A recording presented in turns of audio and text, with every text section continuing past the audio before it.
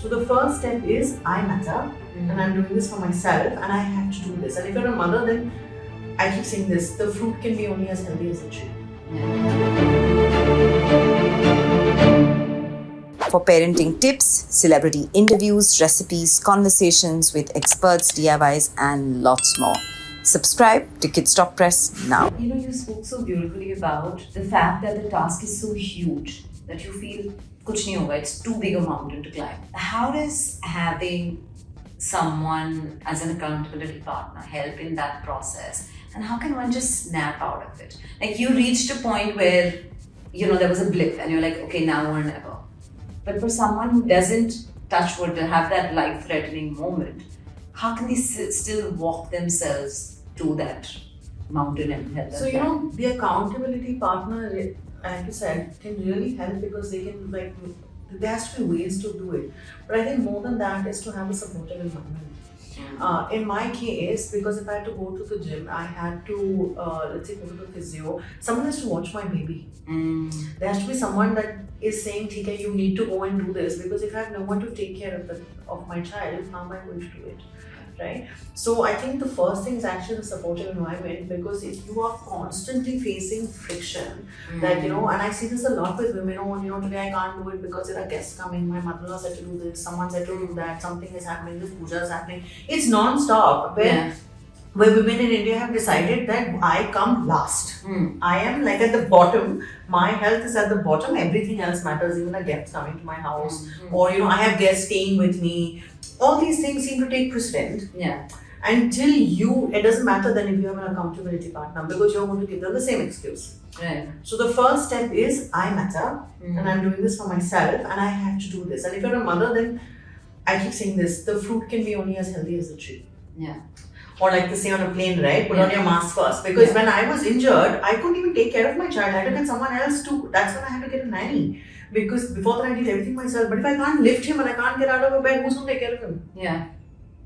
Right? So an accountability partner will work for you when the situation is right. But otherwise, like if it's your best friend and you're like, you know, I need to work out, and she's like, yeah, you need to, but no, today I have guests, you know how it is. What is she going to tell you? It'll then come down to you. And you saying, boss, I'll be back in 30 minutes. You know, I'll be back in 45 minutes. And I feel like that guest will survive for 45 minutes without you.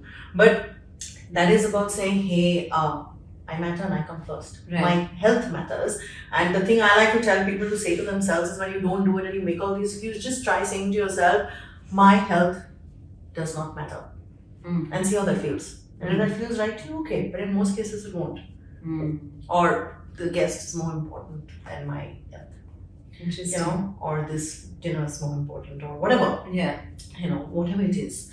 So you have to eventually, because an accountability partner still can't make you do what you got to do. Because if you're going to come up with excuses, you'll come up with excuses to them as well. Right. You know, interesting that you say that, because I often feel that, and you're absolutely right, as women, we find more excuses to do this than men. And I feel like, and I know a lot of people have spoken about this in the past, that we just deprioritize ourselves. Tell me, after that journey, when you decided, okay, this is it, I've got to have a newer version of myself. What was step 1, step 2, step 3 to getting back to being fit? It wasn't about a newer version of myself, and it definitely wasn't about fitting sort of a certain body type or anything. It was just that I want to live pain-free. I don't want to be, and this is the same reason I work out even today, and it's not, I don't check my weight. I don't, like, in fact, for the last 2 years, I've been trying to gain. And I've gained a substantial amount of weight on purpose, which I will then change because it's my personal goal of how I'm doing something. But the fact is that I'm doing it for myself. And it isn't like a step 1, step 2, step 3. But for people who really sort of struggle, I would say, like, it's like if you have to try and climb a mountain to lose 23 kilos, you just focus on the first one. The problem is we focus on the 23. Then we say, how fast can I lose it? So the questions are, how fast did you gain it? Okay, you need a minimum of half that time of consistency. If it took you 3 years to gain, it's going to take you 1.5. You can do it in easily like 6 months of consistency. But still, a realistic goal would be half that time to do it easily. and I would focus just on that first step. So that 1 kilo, if it is weight, if on that one thing. But I really like to focus more on sort of what we call behavior-based goals rather than action-based goals. Rather than an outcome-based goal. So an outcome-based goal is I want to lose 23 kilos. But no matter what you do, you can't guarantee how much time and how you do it. Behavior-based goal is what are the behaviors that could get me to it. So for example, for a child, an outcome-based goal is you want to get 99% in this exam. You cannot guarantee it. You don't know what's going to come in the exam. Right? What you can guarantee is that to get these kind of marks, I need to study so much every single day. I need to revise this. You can only be as prepared as you can. Then what happens? Correct? So that's a behavior-based goal. That means I have to do this every single day. I have to do X, Y, Z. Correct? To get to this. So I think if you want to stay consistent with anything through life, it has to be a behavior-based goal. Super, I love that. And then what did you do as step one? Like you started working out? Yeah. I did everything together because in my case, I went all out in those 5-6 months, but mine was an extreme case. I had to fix my back. So I would show up for workouts every single day. I was very particular about what I was eating. I was eating a lot. And what people don't realize is when you work out, you can actually eat more, not less. Correct. So people think that when you do this, you have to eat less because when you start working out, you can actually eat more and lose weight, right? And get fit. So I was very focused during that time because I was like, I have to be pain free. I will not eat this. And I think if you give yourself this is my priority for 3 months, 6 months, whatever. That's how you do it. You have to make it your priority. Right. You have to make yourself your priority more than anything else, not that goal. And then how much time did you take to lose that 23? 5 months. That's it. But like I said, I went all out. I was very, very, very consistent. But normally I would say a 23 is about a 6 to 8 month goal. Based on where you start. Like if you're 60 kilos, you can't lose 23 kilos. Unless you're like 3 feet or something. But no.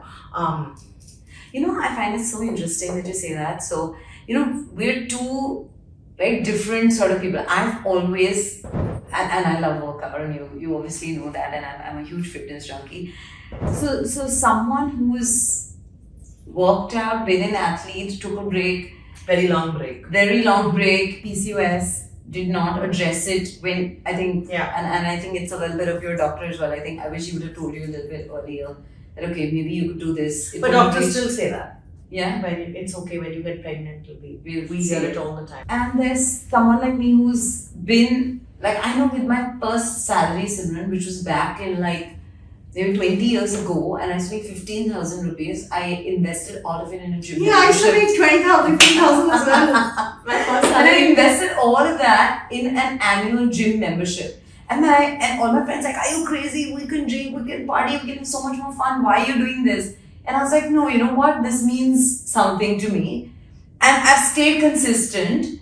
But you know what's common between the both of us? The common is the behavior-based goal. I've never thought of it as weight loss, weight gain, whatever. I just met somebody this morning and she said, you don't look like a mother of a 15-year-old or a mother of 2. And I said, really, what is a mother of 2 supposed to look like? And she's like, have you achieved it all in the last year? I said, you know what? It's a good question. I think everything is a byproduct of what we've done over the last 2-3 decades to who we are today. And I don't think there's a set silhouette to how this person needs to look. For parenting tips, celebrity interviews, recipes, conversations with experts, DIYs, and lots more. Subscribe to Kidsstoppress now.